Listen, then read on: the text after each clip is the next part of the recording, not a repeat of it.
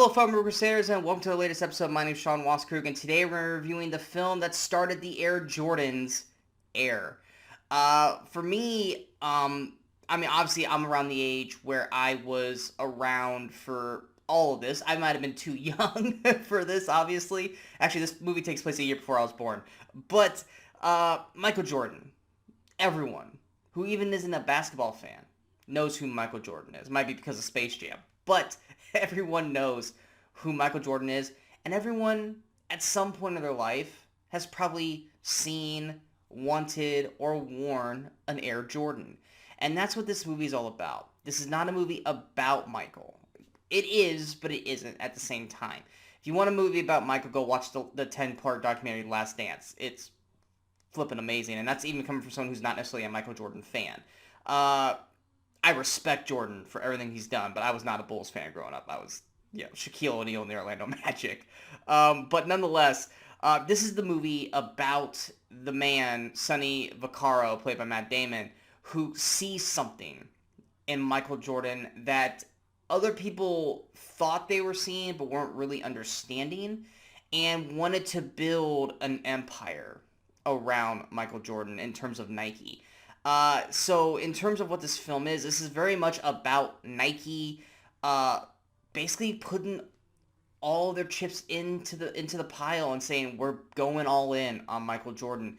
As much as no one really wanted to fully believe it outside of Sonny, that's what this story is really about. So if you're wanting a movie that's going to be about Michael Jordan, you're not really watching the right film. This is a movie more about Nike, the people in Nike, the people who are all about trying to make this deal happen, and of course, Jordan's parents to a point. Michael is barely in the film. You don't ever see Michael's face outside of flashbacks. You basically just see a stand-in from the back of Michael, which I think that actually you can knock the movie or you can embrace it for that is, because if you cast somebody play Michael, then that's what the focal point is on. You're focused on the wrong thing that this movie's trying to promote, which is focusing on this actor who's playing Michael Jordan, and he's important, but he's important like someone talks about like God, but the movie's never going to show God. It's just you guys are all talking about God. I'm not trying to call Michael Jordan God. It's the only example that popped in my brain. And by showing that, then the movie doesn't become about what the actual film is. It becomes about the person who's playing that character. So I actually think it was a smart move to not show Michael Jordan's face as a young actor trying to play Michael, and just show the back of his head. Don't even let him talk. Just let it be about his parents. Because honestly, for the most part, in terms of what really did happen, is it 100%, identical to what happened in real life? No. But it's probably about 90%.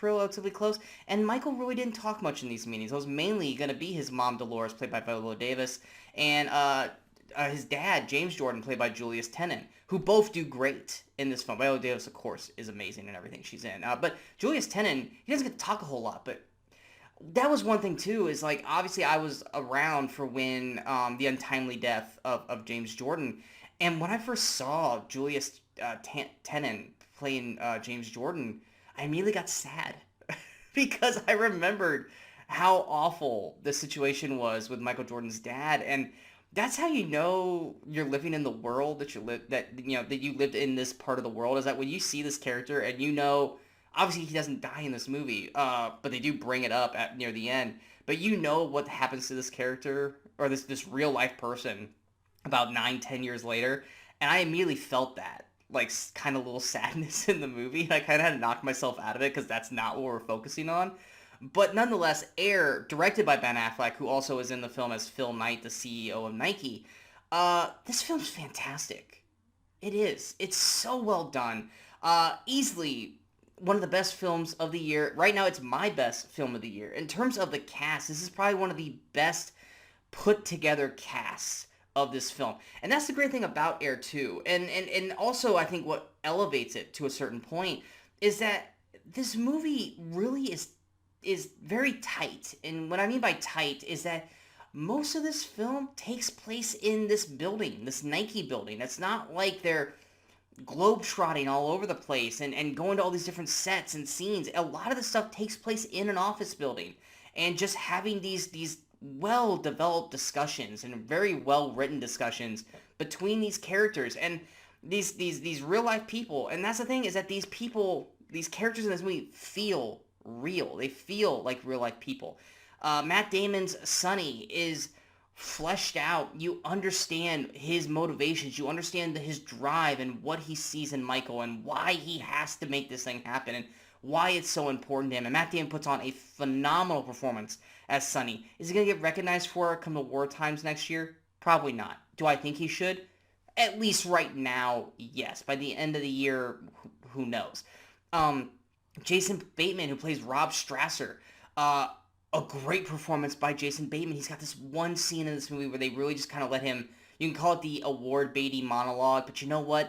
It's Jason Bateman. I'm going to watch anything Jason Bateman's in. And it's a great, well-acted scene by Bateman in this film. Ben Affleck is fun as Phil Knight, and you can feel the stress that he is feeling throughout this film because now Nike is this publicly traded company and the board of directors are on him. And he can't be as brash or as risky as he once was when he was bringing Nike up to where he is today. And I loved every scene that Ben and Matt, who have been around since the late 90s with, Good Will Hunting and everything like that, but these guys know each other. They're best friends. And every time you get to watch Matt and Ben basically kind of, almost for the most part, battle it out as friends in this movie.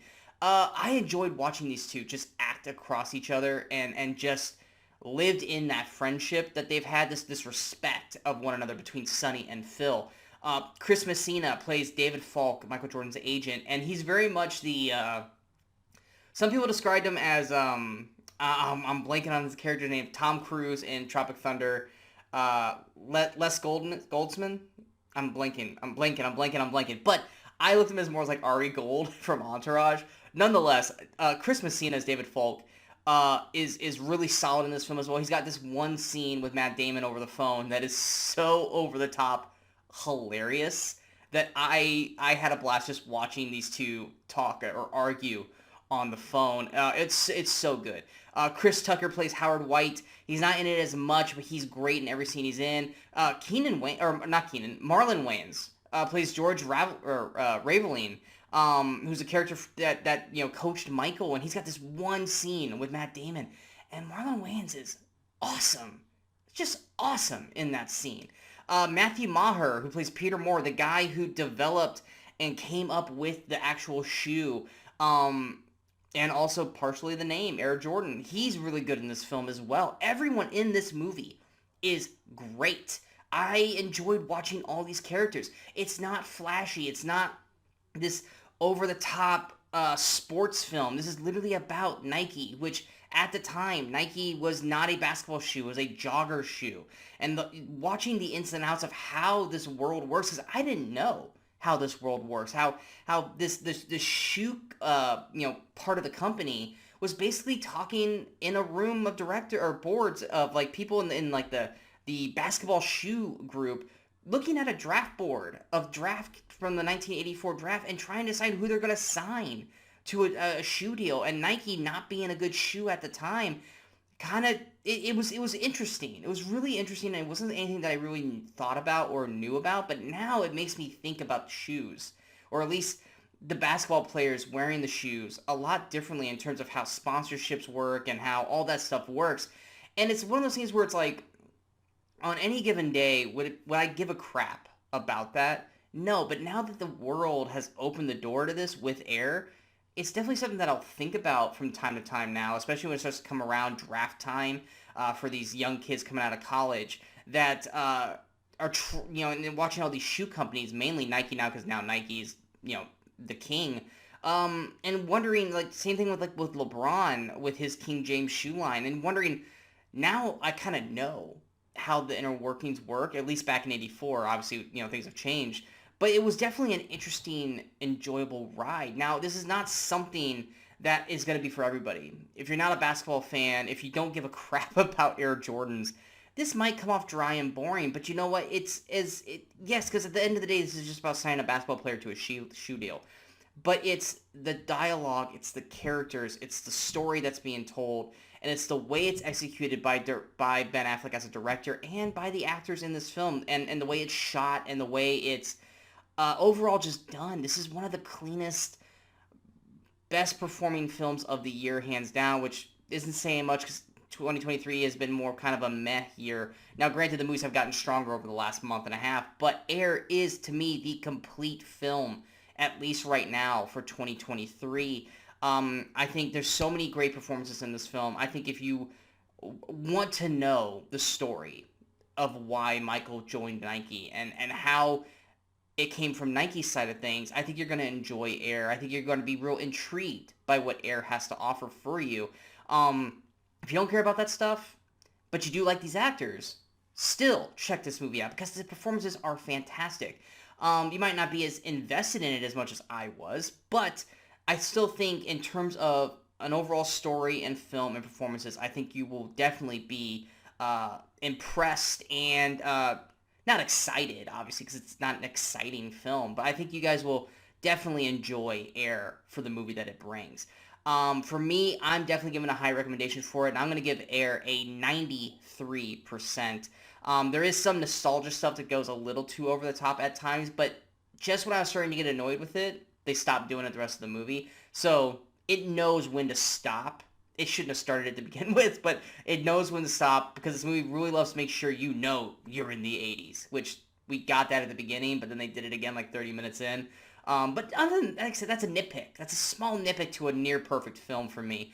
But yeah, I hope you guys enjoyed this review. If you guys did, go and hit that like, share, and subscribe button to the channel so you guys stay up to date with all the latest videos pop up on the Movie Crusaders. And of course, you're going to follow us on all the social media outlets you see below. Out right now, we got a review for Super Mario Brothers, the movie. Coming up next, we'll have a episode of Cinemasochism. We are talking about the 1993 version of the Super Mario Brothers movie. We will also be having an episode of the Weekly Crusaders where Brian Michaels and myself talk about 2 movies that came out during this week in movie history.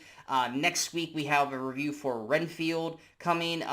May or may not have one for The Pope's Exorcist. I haven't decided yet, as well as more episodes of Cinemasochism and the Weekly Crusaders. So we got plenty of videos coming up on the channel, so be on the lookout for all that. And until next time, in case I don't see you, go watch some movies and go have some fun.